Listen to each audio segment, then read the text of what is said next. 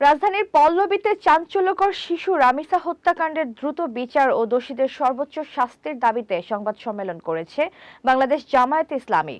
সংবাদ সম্মেলনে নেতারা বলেন, শিশু রামিসা হত্যাকাণ্ড পুরো দেশকে নাড়া দিয়েছে। এমন নৃশংস ঘটনার সঙ্গে জড়িতদের দ্রুত গ্রেফতার করে আইনের আওতায় এনে দৃষ্টান্তমূলক শাস্তি নিশ্চিত করতে হবে। বিস্তারিত ডেস্ক রিপোর্টে।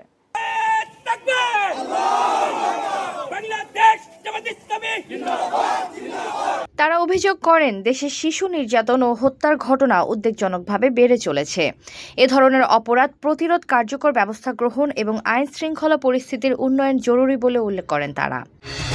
ঘরে বা ইন্ডাস্ট্রিতে মেঘনা স্টার কেবলস, বিশুদ্ধ কপারের নিরাপদ কেবলস, আপনার নিরাপত্তার সঙ্গী।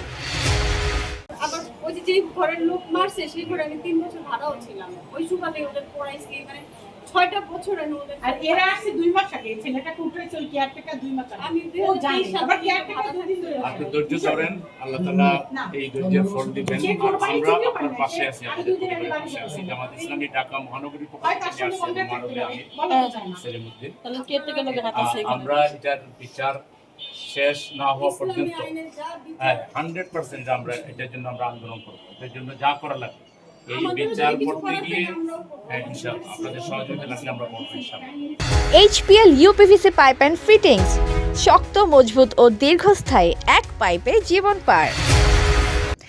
জামায়াত নেতারা আরও বলেন, নির্যাতিত পরিবারের পাশে দাঁড়ানো এবং তাদের নিরাপত্তা নিশ্চিত করা রাষ্ট্রের দায়িত্ব।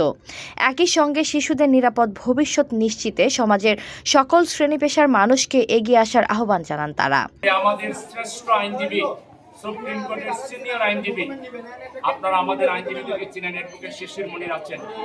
আমি তাকে রিকোয়েস্ট করব এই মামলা পরিচালনার দায়িত্ব নেওয়ার এবং এই মামলা সুষ্ঠুভাবে হবে, বিচার হবে, আমরা খুনিদের বিচার দেখব এবং একই সাথে আমরা এই নগরের প্রত্যেকটা নাগরিক এখন থেকে সজাগ এবং সচেতন থাকব এবং আমরা যারা ভাড়া দেন, এসব ফ্ল্যাট মালিক আছেন, বিল্ডিং এর মালিক আছেন, তাদেরকে বলবো ভাড়া দেওয়ার আগে বিস্তারিত তথ্য নিয়ে লোকটাকে যাচাই করে